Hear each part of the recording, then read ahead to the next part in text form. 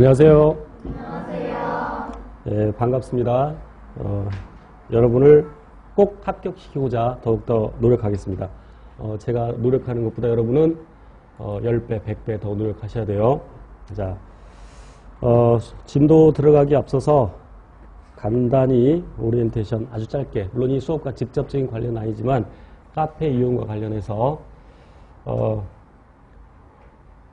반드시 실명으로 활동을 하셔야 되고요. 실명이 아니면 거의 읽지도 않습니다. 그래서 실명으로 해서 등업 안 된 사람 등업 신청해 주시고, 이제 거기 질문 글들 올라오면 이제 답을 이렇게 해 주시는 분들도 있는데 매우 고맙습니다.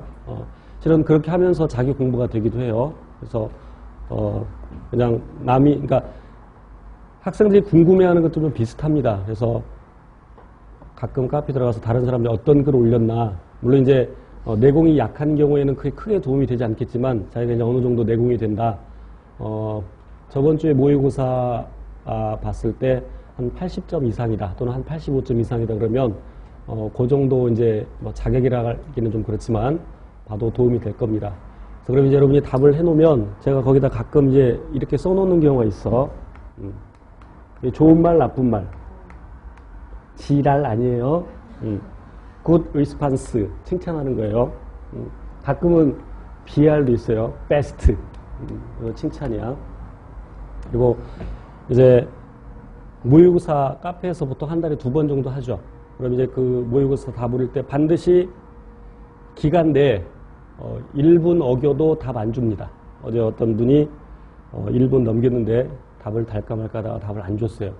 왜냐면 그것도 이제 습관이 될 수 있기 때문에 예전에는 막 하루 지나서도 막 정답 내놓으라고 막 아우성 치는 사람도 있었는데 괜히 그러면 제 심기가 불편해지고 그래서 꼭 기간 내에, 질문도 기간 내에, 원서 접수할 때 1분 넘으면 돼, 안 돼? 택도 없죠. 그래서 반드시 기간 내에, 뭐 시험도 안 보고 합격할 수는 없죠. 원서 접수를 하고 시험을 봐야 되잖아. 물론 백이 좋으면 누가 대신 답안을 작성해서 내주겠지. 또 그랬다며 대학 다닐 때 다 알잖아. 하지만 우리 그런 거 아니지. 그래서 좀 지켜주시고.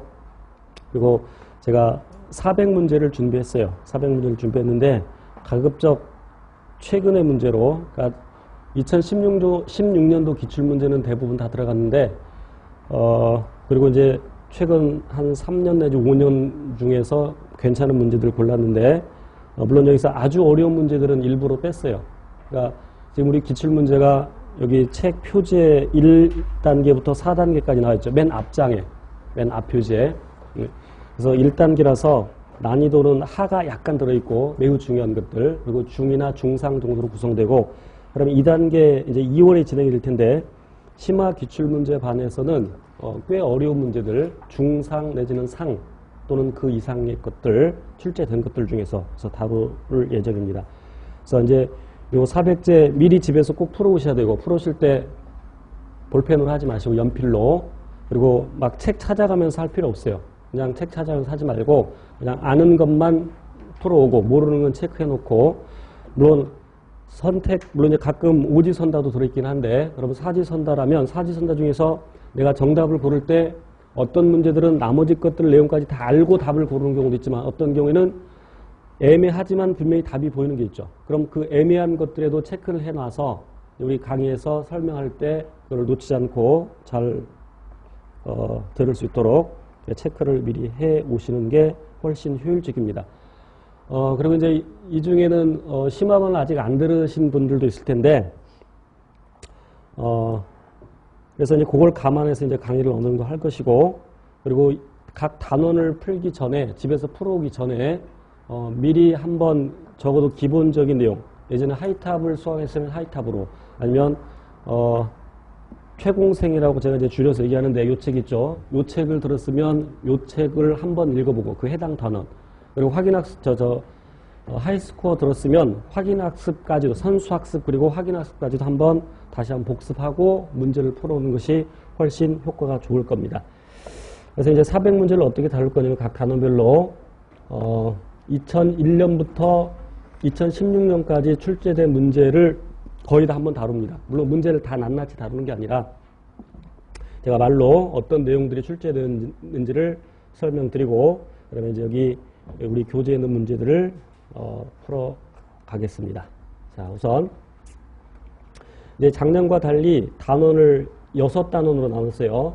그래서 6단원이 세포의 생활, 그다음에 이제 세포의 생식과 유전학, 그러니까 체세포 분열 나오고 감수 분열 나오고 그다음에 분자생물학, 그다음에 생명공학 기술 나오는 부분, 그다음에 진화와 생물의 다양성을 함께 묶었어요. 생물의 다양성에 진화 양이 많지 않아서 하나 묶었고, 그다음에 동물의 구조와 기능을 한 단어로 하고, 그다음에 식물의 구조와 기능. 그래서 예전에 생식과 발생을 따로 뺐는데 생식과 발생을 동물의 구조와 기능에 넣었어요. 그리고 이제 마지막 단원에다가 생태학을 집어넣고요. 그래서 이렇게 6단원으로 나갈 겁니다. 자, 첫 단원 세포의 생활에서는 이제 어떤 문제들이 출제되었었냐면 작년에는 1단원에 출제된 내용들을 쭉 점검을 하니까 그게 대략 한 50분 내지 1시간 걸리더라고요. 그러니까 조금 지루해하는 것 같아. 그래서 각 단원 한꺼번에 정리를 하지 않고 그 각 단원변에서도 단원 중에서도 단원 내에서도 관련 있는 것들이 작게 다시 나누어서 설명드리고 문제 풀고 또 설명드리고 문제 풀도록 하겠습니다. 이제 맨 먼저 연역적 탐구 과정에 대해 나오는데 이제 과학적 탐구 중에서 시험에는 대개 연역적 탐구 과정이 나옵니다. 그래서 연역적 탐구 과정의 순서를 반드시 기억을 하셔야 되고 그래서 제가 이제 카페에 올려놓긴 했는데 그 PPT 자료를 카페에 올려놔서 자료방에다가 그래서 자료방에서 다운을 받아오시면 좀 편리할 수 있습니다. 이따가 다시 한번 보여드릴 겁니다. 그 다음 내용부터는 2교시부터는 그래서 탐구 과정의 순서 반드시 기억을 하셔야 되고 그런데 연역적 탐구 방법에서는 반드시 가설을 설정하죠. 가설을 설정하는 이유는 가설을 왜 설정해요? 고찰된 사실을 설명하기 위해서. 지금 제가 설명하는 내용들이 이미 예전에 다 출제된 내용들입니다. 그래서 고찰된 사실을 설명하기 위해서 자연현상을 관찰하거나 아니면 문헌을 조사하다가 궁금증이 생기면 그것을 해결하기 위해서 가설을 설정하고 자 그리고 그 탐구 과정에서 탐구 설계 및 수행 과정에서는 반드시 대조군을 설정해야 되는데 대조군을 설정하는 이유는 실험군과 비교하기 위해서고요. 그래서 대조군 찾는 것도 시험에 등장을 합니다. 대개 실험실 내에서 실험할 때는 증류수가 들어있는 것이 대조군이 될 것이고 자 백신과 관련해서도 출제가 됐는데 50마리의 양을 25마리로 나눈 다음에 25마리씩으로 나눈 다음에 한 무리에는 탄저 백신을 주고 하나는 탄저 백신을 주지 않고 탄저 백신 주고 하나는 안 주고 그리고 나서 다시 탄저균을 주사를 했습니다. 그럼 이때 우리가 알아보고자 하는 건 뭐겠어? 백신의 치료 효과겠어? 예방 효과겠어? 당연히 예방 효과일 것이고 그럼 이때 어느 게 대조군일까? 백신 준 거 안 준 거? 당연히 백신 안 준 거. 이렇게 대조군 찾는 것도 시험에 등장한 적이 있고요. 자 그리고 통제 변인. 통제 변인은 조작 변인을 제외한 나머지 모든 것이죠. 그럼 이 실험에서는 탄저 백신 주고 안 주가 대조군일 것이고 여기 양의 상태가 똑같아져.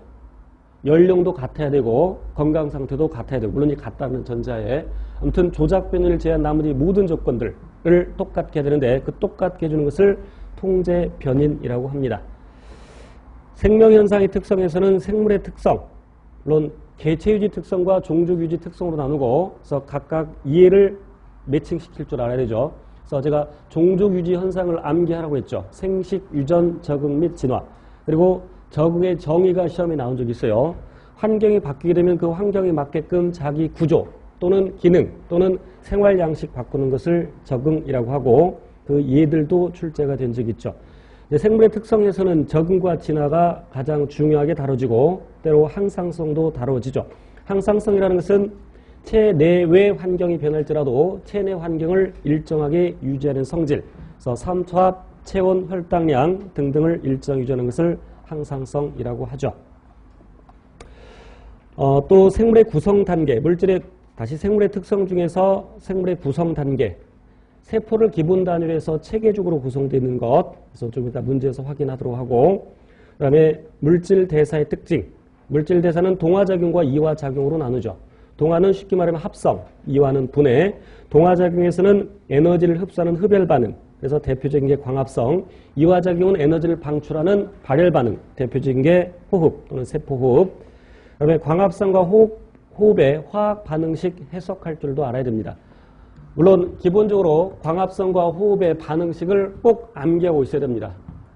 물론 여러분 머릿속에 지금 들어있을 텐데 이산화탄소와 물을 재료로 해서 포도당을 합성하는 과정이 광합성이고 그것의 정반대 과정이 호흡 과정인데 이 광합성에서는 무기물을 재료로 해서 유기물을 만들어내는 반응이죠. 그래서 이산화탄소가 이렇게 포도당 되려면 수소를 필요하죠. 그러니까 수소를 받는 거죠. 수소를 받으니까 우선 환원 반응이 될 것이고 그럼 환원된 게 있으면 산화된 게 있겠죠. 산화 환원 반응은 동시에 일어나니까 그래서 물이 분해되면서 산소가 될 때 다시 산화가 일어나게 되죠. 근데 호흡은 그 반대로 생각하시면 되겠고 관련된 문제들 뒤에서 보겠습니다. 자, 그다음에 석순과 죽순의 차이점. 석순도 크기가 커지죠. 석순도 돌 밑에서 자라 올라오는 거 또는 그 돌고들은 크기가 커지지만 그것을 생명체라고 하지 않죠. 죽순과 비교해 볼 때 크기는 커지지만 이걸 생장이라고 할 수 없습니다. 생장은 물질 대사와 세포 분열을 동반하죠. 그런데 석순에서는 그러한 일이 일어나지 않죠. 동일한 종류의 물질이 단순히 침적되는 것일 뿐이죠. 자, 그 다음에 이제 바이러스에 대해서 바이러스의 생물적 특성과 비생물적 특성 나눌 줄 알아야 되고 그래서 비생물적 특성으로는 세포 구조를 갖지 않는다. 그래서 또 효소를 갖고 있지 않고 효소를 갖고 있지 않으니까 스스로 물질 대사를 하지 못하겠죠. 효소를 갖고 있지 못하는 이유는 무엇이 없기 때문에 효소를 어디서 만들어? 리보솜에서 만들죠. 그런데 바이러스는 세포 구조를 갖고 있지 않기 때문에 리보솜이 없죠. 물론 모든 바이러스가 다 효소 없는 건 아닙니다. 효소 있는 애들도 있어. 이를테면 HIV 역전사 효소를 가지고 있죠. 자, 그 다음에 이제 신종 인플루엔자 얘기가 나오면 돌연변이 일어나는 것이죠. 그 돌연변이에서 적응 및 진화 일어나는 것이고 이제 생물적 특성은 이따 문제 풀면서 하도록 하고 이제 바이러스는 숙주가 누구냐에 따라서 식물성 바이러스, 세균성 바이러스, 동물성 바이러스 이렇게 나눌 수 있는데 식물성 바이러스의 대표적인 게 TMV죠. 타바코 모자이크 바이러스. 타바코 모자이크 바이러스. 그런데 이 TMV와 관련해서 TMV를 추출해서 그러니까 모자이크병에 걸린 담뱃잎에서 TMV를 추출한 다음에 그것을 희석해서 건강한 담뱃잎에 발라주었을 때 또 TMV를 추출할 수 있죠. 그런데 1마이크로그램을 추출했는데 나중에 희석해서 다시 발라준 다음에 다시 추출했을 때 10마이크로그램이었다. 그것은 생장이 아니라 증식이라게 되고 세균 여과기를 통과시켜서 밑에 있는 여과액을 건강한 담뱃잎에 발라줬을 때 그 건강한 담뱃잎도 모자이크병에 걸린 것은 여기서 알 수 있는 것은 세균 여과기를 통과했다는 얘기는 세균보다 크기가 더 작다는 얘기죠. 그래서 그 모자이크병에 걸리게 하는 원인 물질은 세균보다도 크기가 더 작다라는 것을 알 수 있죠. 또 바이러스 핵산을 갖고 있죠. 그래서 핵산을 갖고 있는데 종류에 따라서 DNA를 유전 물질로 갖는 것도 있고 RNA를 유전 물질로 갖는 것도 있고 그래서 RNA를 유전 물질로 갖는 것이 아까 얘기했던 신종 인플루엔자, 인플루엔자 바이러스 그리고 HIV. 그런데 HIV는 역전세소를 갖고 있는데 하지만 모든 RNA 바이러스가 다 역전세소 갖는 건 아니에요. 인플루엔자 바이러스는 역전사 바이러스가 아니죠. 그리고 DNA 바이러스로서 간디는 수단에 있는 음대의 입학 허가를 받고 천사와 결혼했다. 아, 좋겠다. 무슨 말인지 아시죠? 그래서 간염 바이러스, 물론 간염 바이러스는 A부터 E까지 있지만 B 간염 바이러스, B형 간염 바이러스, 그리고 수두, 단핵구 증가증, 음부포진, 대상포진, 입가발진. 입가발진이라는 것은 헐피스, 헤르페스에서 걸리죠. 그 다음에 천연두, 그 다음에 결핵 그러면 안 돼. 결핵은 세균에 의한 것이고 결막염. 아데노바이러스에 의한 결막염 이런 것들이 DNA 바이러스죠. 또 바이러스와 세균의 차이가 나왔었는데 바이러스는 아까 언급한 것처럼 세포 구조를 갖지 못하고 하지만 세균은 세포 구조를 갖고 물론 바이러스가 생명 현상이 나타나지만 스스로는 하지 못하죠. 자, 그리고 바이러스가 최초의 생명체가 아닌 이유 무엇을 할 수 없기 때문에 스스로 물질 대사를 할 수 없기 때문에 최초의 생명체라고 볼 수가 없죠. 자, 여기까지 관련된 문제들을 몇 개 보겠습니다. 자, 1번 5페이지 1번 다음 중 물질 대사에 대한 설명으로 옳은 것은 매우 쉬운 문제인데 여기 400제에서 쉬운 문제도 있지만 그 쉬운 문제 정답만 찾아내는 게 중요한 것이 아니고 그 문제를 풀므로써 그 관련된 내용들도 함께 공부를 하셔야 됩니다. 세포호흡은 포도당을 분해하는 이화작용이다. 물론 세포호흡이 꼭 포도당만을 쓰는 건 아니지만 대표적으로 포도당을 쓰죠. 가장 쉽게. 그러니까 1번이 답이고 세포호흡은 이화작용이니까 에너지를 흡수하는 것이 아니라 에너지를 방출하는 발열 반응. 그러니까 2번과 3번의 설명이 바뀌었죠. 광합성은 에너지를 방출하는 것이 아니라 에너지를 흡수하는 흡열 반응. 물론 광합성 과정이 전체적으로는 흡열 반응이지만 처음에는 에너지를 흡수하죠. 그래서 이런 그래프 기억하셔야 됩니다. 가로축이 반응의 진행이고 반응이 진행됨에 따라서 세로축 에너지 준위 그래프를 그리게 되면 비록 흡열 반응이라고 해서 무작정 에너지만 증가하는 것이 아니라 아까 잘못 말했네. 처음 흡열 그리고 나중에 발열. 하지만 전체적으로 흡열이죠. 여기 반응 물질이 갖는 에너지, 즉 이산화탄소와 물이 갖는 에너지, 여기는 생성물이 갖는 에너지. 그럼 이렇게 에너지를 흡수했다가 방출하는데 전체적으로는 요만큼 방출하게 되죠. 이렇게 방출하거나 또는 흡수하는 그 에너지 전체적으로 그러니까 생성물과 반응물의 에너지 차이 이것을 반응열이라고 하죠. 반응열이라고 하고 이따가 효수에서 다시 한번 살펴보도록 할게요. 그래서 에너지를 흡수했다가 방출하는데 그럼 이렇게 나누었을 때 에너지를 흡수하는 과정은 명반응이고 에너지를 방출하는 반응은 암반응이죠. 그렇지만 전체적으로는 에너지를 흡수하는 흡열 반응이 됩니다. 자, 세포호흡도 마찬가지겠죠. 세포호흡은 반대로 그리면 돼요. 세포호흡은 반대로 그리면 되는데 세포호흡은 에너지가 많았다가 줄어드는 것이죠. 역시 가로축 반응의 진행, 세로축 에너지 준위인데 에너지가 많았지만 바로 여기서 에너지가 떨어지는 것이 아니라 에너지를 흡수했다가 방출하죠. 물론 활성화 에너지만큼의 여기가 반응물, 그러니까 포도당이 갖는 에너지, 여기는 생성물, 이산화탄소와 물이 갖는 에너지, 역시 이 차이를 반응열이라고 하고 흡수했다가 방출을 하죠. 물론 제가 대충 그렸지만 이렇게 많이 흡수하지는 않습니다. 특히 해당 과정에서는 반드시 ATP를 먼저 소모한다는 거 기억하셔야 돼요. 그러니까 특히 이런 거 조심하셔야 돼. 실험적으로 시험관에다가 미토콘드리아를 넣어주고 여기다가 포도당을 넣어주고 이때 여기서 해당 작용이 일어나냐 안 일어나냐. 일어나 안 일어나. 아까 해당 과정은 먼저 에너지를 흡수하는 ATP가 필요한 반응이라고 그랬죠. 그러니까 ATP가 없기 때문에 일어날 수가 없지. 그러면 여기다 ATP를 넣어줬어. 이 시험에 ATP를 넣어줬어.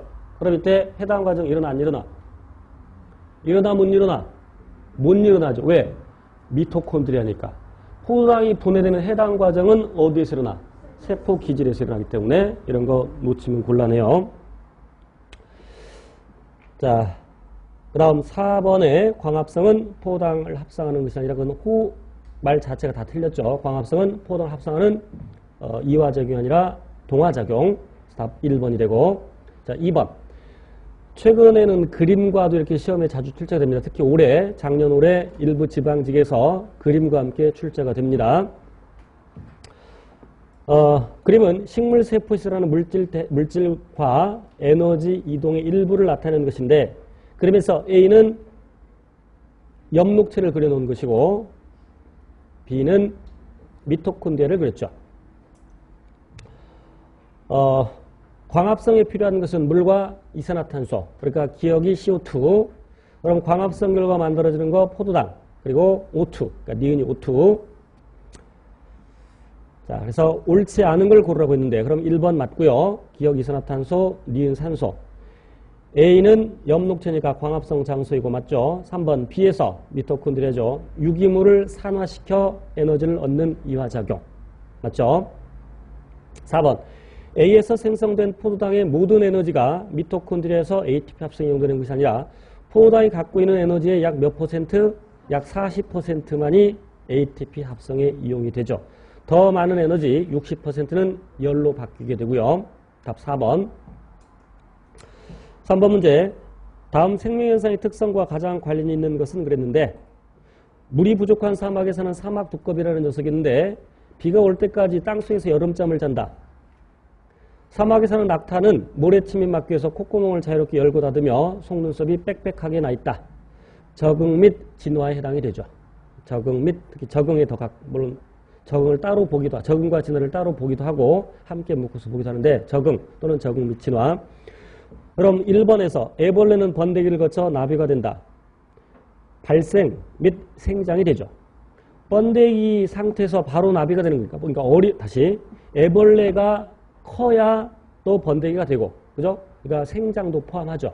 그러니까 발생 및 생장에 해당이 되고. 2번 선인장이 가시는 잎이 변형된 것이다. 적응 및 진화에 해당이 되고.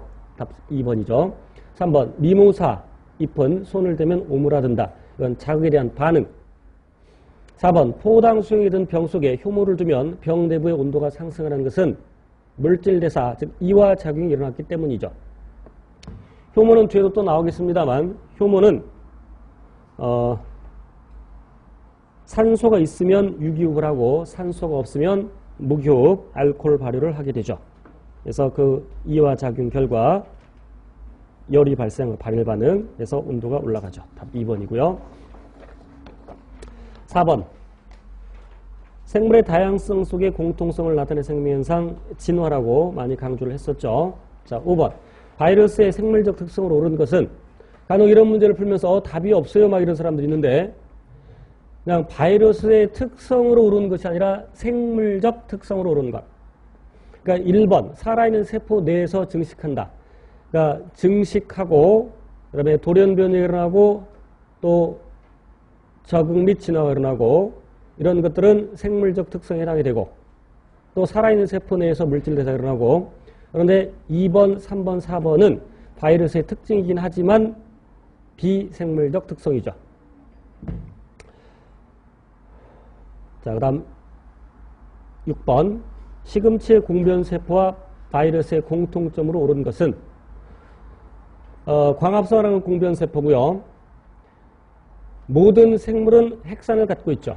근데 바이러스도 핵산을 갖고 있죠. 그래서 2번이 답이고 3번 리보솜을 가지고 있다.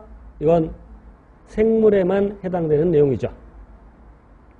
세포별 가지고 있는 것 역시 공변세포만. 공변세포에 미토콘드리아 있어 없어? 당연히 있습니다. 뒤에 나오는 얘기지만 동물과 식물세포 비교했을 때 동물세포에만 있는 것, 식물세포에만 있는 것 꼭 기억을 하셔야 되는데 동물세포에만 있는 것, 그다음 리소좀, 그리고 편모, 물론 식물에도 일부 있지만 그건 일반적이지 못해. 그러니까 예를 들어서 선태식물이나 양치식물의 정자에는 편모가 달려있지만 보통 일반적인 세포에는 식물은 편모가 없어요. 그 다음에 중심체 또는 중심립, 그리고 식물세포만 있는 것, 적을 필요 없어요. 뒤에 문제 나와요. 식물세포에 있는 거, 세포벽, 엽록체, 액포. 자, 물론 구체적인 거 뒤에 가서 다시 한번 얘기를 할게요. 물론 이제 뒤에 나올 것이 간극 연접하고 원형질 연락사. 기능은 거의 같죠. 기능은 거의 비슷한 기능을 하는데 식물세포에는 원형질 연락사, 동물세포에는 간극 연접. 자, 그래서 공변세포에도 당연히 미토콘드리아가 있습니다. 7번. 일단 문제 오류를 잡으세요. 나의 기관계가 아니라 기관. 나의 그 뒤 오른쪽 기관계가 아니라 기관.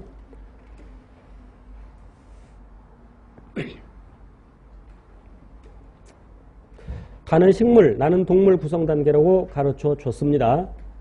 그럼 식물의 구성단계, 세포, 조직, 조직계, 기관, 그리고 개체 암기하고 있어야 돼요. 동물의 구성단계, 세포, 조직, 기관, 기관계, 개체. 그래서 기억. A와 D는 모두 조직에 해당되고, 니은, 뼈는 어디에 해당돼? 뼈는 뼈하고 근육은 조직에도 쓰는 용어이기도 하고 기관에도 쓰는 용어이기도 하다 그랬죠. 예를 들어서 대퇴근, 그러니까 넙다리뼈라고 요즘 하죠. 그렇게 얘기할 때는 기관이지만 그 넙다리뼈에서 일부분을 보면 그것은 조직에 해당된다 그랬죠. 그래서 뼈는 조직에 해당이 돼요. 근육의 경우도 마찬가지야. 이두근이라고 할 때는 이것이 기관에 해당되지만 그 이두근 중에서 일부분을 얘기할 때는 조직에 해당이 되죠. 식물은 조직에 모여서 조직계가 되고 그 조직계들이 모여서 기관이 되는데 식물의 기관은 크게 둘로 나누죠. 영양기관하고 생식기관. 영양기관 그러면 뿌리, 줄기, 잎. 생식기관 그러면 꽃, 열매, 종자. 그래서 뿌리는 기관에 해당되니까 C에 해당되는데 조심할 것은 출제자가 이런 문제 가지고 장난을 칩니다. 뿌리는 그러니까 거기 동물 D 오른쪽에다가 그러니까 동물 물론 여기 식물 이렇게 가르쳤는데 세포, 조직, 기관에다가 블랭크 해놓고 예를 들어서 A라고 써놓고 물론 여기 뭐가 있겠죠. 그럼 식물의 뿌리가 A에 해당된다 그러면 조직 다음에 기관이니까 맞네 라고 착각하면 안 돼. 왜? 동물이잖아. 이거 별거 아닌 것 같지만 실제 이런 게 시험에 나오면 놓친다니까 식물 기관 다시 뿌리는 기관이지 여기 기관이지 A 맞네. 그럼 안 돼. 뿌리는 식물의 기관이에요. 그런 거 조심하셔야 되고. 자, 그래서 답은 기억과 디귿 2번이 되겠죠. 8번 민물고기와 바닷고기의 삼투합소절 옳은 것은 이런 거 읽고서 머릿속에 잘 안 되면 그림을 그리세요. 제가 설명했던 것처럼 그림을 그리면서 생각하는 게 쉽습니다. 물론 읽고 바로 헷갈리지 않고 할 수 있으면 그렇게 하도록 하고요. 그냥 그림 안 그리고 한번 설명해 볼까? 자, 따라오는 게 볼게. 우선 바닷고기. 바닷물이 짜요? 아니면 생선회가 짜? 바닷물이 짜죠? 그럼 고장액 쪽으로 물이 빠져나간다는 얘기지. 피부를 통해서 바닷고기의 경우는 피부를 통해서 물이 빠져나가. 그럼 그 세포의 농도가 어떻게 돼? 높아지죠. 그럼 그 높아진 거를 원래대로 낮추려 해야 되는데 그럼 농도가 높은 바닷물을 그대로 먹으면 되겠어? 안 되겠어? 안 되겠죠. 그러니까 아가미를 통해서 물은 가지고 오고 무기염는 내보내고 그래서 물이 빠져나가서 농도가 높아졌기 때문에 진한 오줌을 싸게 해서 묽은 오줌을 싸게 해서 진한 오줌을 적게 싸겠죠. 반대로 민물고기는 바깥쪽 그 환경의 농도가 더 낮죠. 그러니까 물이 들어오지. 물이 들어와서 농도가 낮아져. 그런 상태에서 농도가 더 낮은 걸 먹으면 농도는 더 낮아져. 그러니까 아가미를 통해서 필요한 만큼의 무기염을 가지고 오되 물은 다시 내보내야 되고 물이 자꾸 들어오는 상황이니까 오줌을 많이 싸야 되죠. 묽은 오줌을 많이 싸야 되죠. 자, 그래서 1번 바다고기는 아가미로 물을 가져온다. 맞아요? 맞죠? 1번이 답이고 2번 민물고기는 아가미와 체표면으로 물을 가지고 온다. 민물고기는 피부를 통해서 물이 들어오니까 체표면으로 물이 들어와. 그럼 아가미로 함께 또 물을 가지고 오면 안 되지. 아가미는 물을 내보내야 돼. 자, 틀렸고 3번 민물고기는 콩팥에서 신장에서 다량의 묽은 오줌을 밖으로 내보내고 바닷고기는 적은 소량의 진한 오줌을 내보내죠. 자, 답은 1번.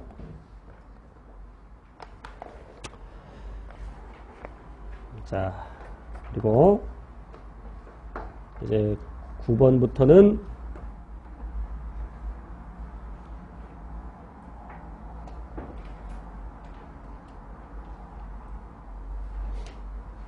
세포의 구성 물질에 대한 얘기인데요. 우선 세포의 구성 물질과 관련해서 몇 가지 정리하고 갈게요. 자, 탄소 동위원소에 대해서 출제된 바가 있습니다. 자, 대개 탄소는 이런 상태죠. 이런 게 대부분입니다. 99% 이상이. 여기 왼쪽의 6은 원자 번호. 원자 번호는 무엇과 같다 그랬어? 양성자의 수와 같다 그랬고, 또 중성 상태라는 것은 전자를 받거나 잃어버리지 않은 상태라고 했는데, 그 중성 상태에서의 전자의 수와 같다 그랬고, 여기 12는 질량수라는 개념인데, 질량수는 양성자의 수에다가 전자의 수를 더한 값이라고 그랬고, 미쳤어. 왜 그래? 중성자의 수.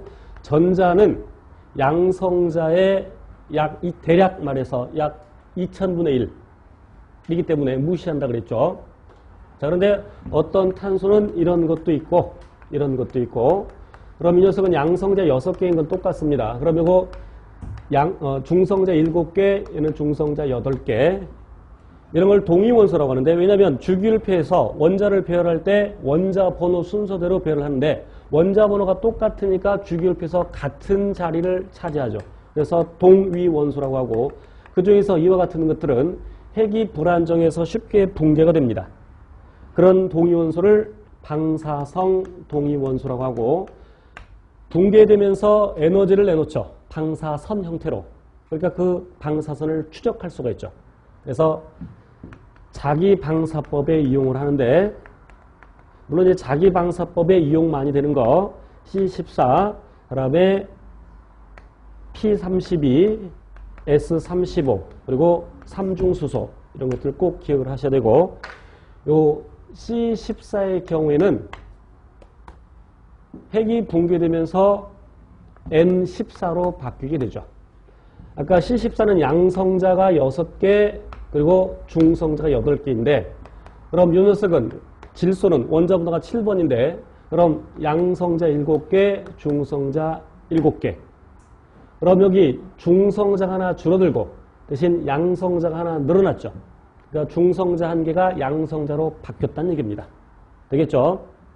이것도 기억하셔야 돼요. 이렇게 깊게 나온 적도 있어요. 그 다음에 생체 내 금속 이온이 아닌 것 출제된 적이 있는데, 좀 생뚱맞는 문제였지만, 루비듐은 체내 구성원소가 아니죠. 자, 칼슘이온. 칼슘이온은 뼈나 이의 성분이 되고, 그리고 근육 수축에 관여하고요.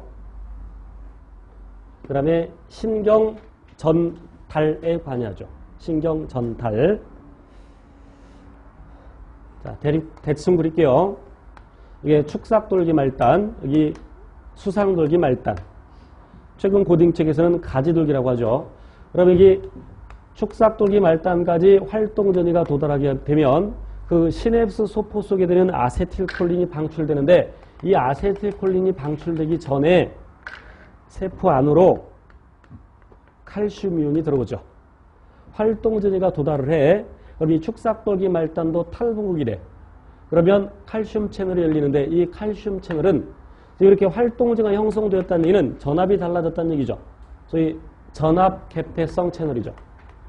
전압 개폐성 칼슘 이온 채널이 열리고, 그래서 그 신경세포 밖에 있던 칼슘 이온이 이렇게 축삭돌기 안으로 들어오죠. 그럼 이렇게 들어오는 물질 이동 방법은 확산, 삼투, 능동성, 내포, 외포 작용 중에서 무엇에 해당이 돼? 채널이니까 이것은 촉진 확산에 해당이 되지. 그리고 이제 여기 칼슘인이 많아지게 되면 요 녀석이 이렇게 해서 시냅소포가 축삭돌기막과 융합하면서 아세틸콜 신경 전달 물질을 방출하죠. 그래서 요 아세틸콜린이 수상돌기에 있는 양이온 통로에 있는 이 아세틸콜린의 수용체에 결합을 하고, 그리고 얘를 열어서 그 다음 뉴런을 탈분극시키게 되죠. 이와 같이 뉴런과 뉴런 사이에서 흥분이 옮겨지는 것을 전달이라고 하는데, 칼슘이온이 전달에 관여합니다. 자, 에너지원. 우리가 이제 에너지원이라는 것은 주영양소라고 하죠. 우리가 영양소를 주영양소와 부영양소로 나눌 때 주영양소라고 하는 것은 에너지원이 되기 때문인데, 탄단지 순서대로 기억하고 있죠. 탄단지 순서대로 449, 물론 단위는 킬로칼로리 퍼 그램, 각각 1g당 449 킬로칼로리. 말 나온 김에 소화 과정에서 처음 소화가 일어나는 장소, 탄단지 순서대로 입, 위, 소장을 기억하셔야 되고 호흡률도 기억하셔야 되죠. 호흡률은 산소 소모량에 대한 이산화탄소 발생량, 이따 문제도 나와요. 관련된 것들이. 이 호흡률 탄단지 순서대로 1, 0.8, 0.7 이렇게 암기하고 계셔야 됩니다. 그 다음에 화학결합의 종류별 특징이 출제된 적이 있어. 화학결합 그러면 우선 몇 개 정리해 볼게요.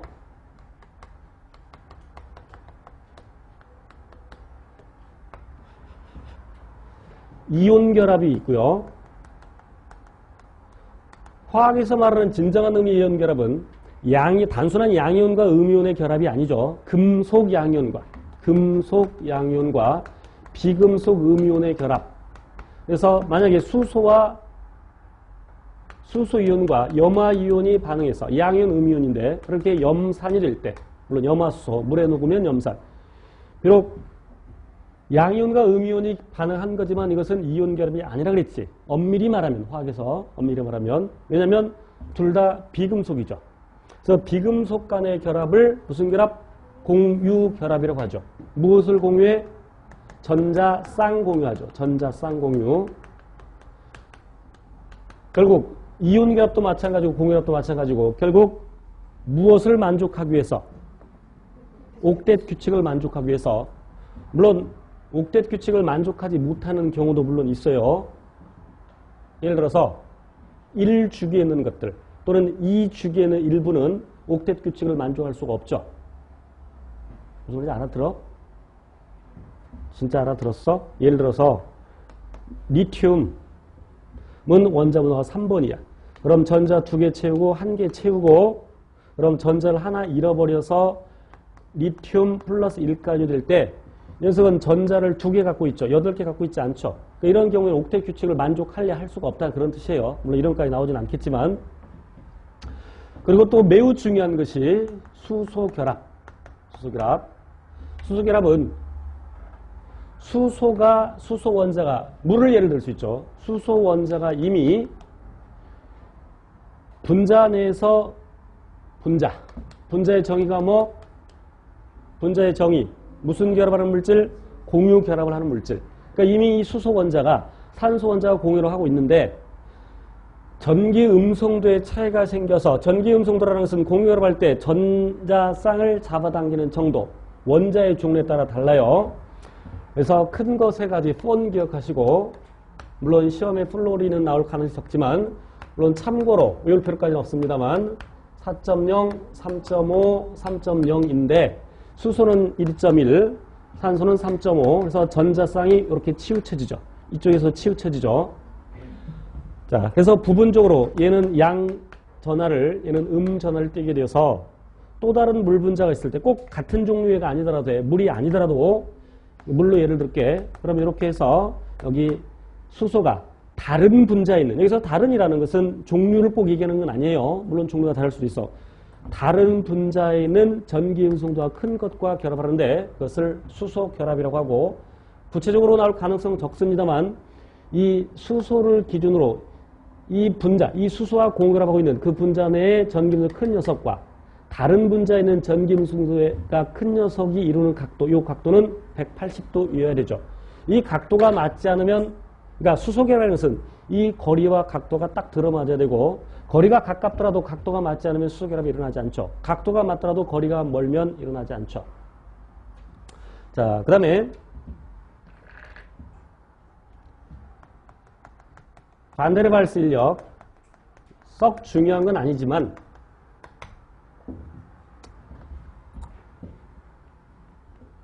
자, 공유결합과 관련해서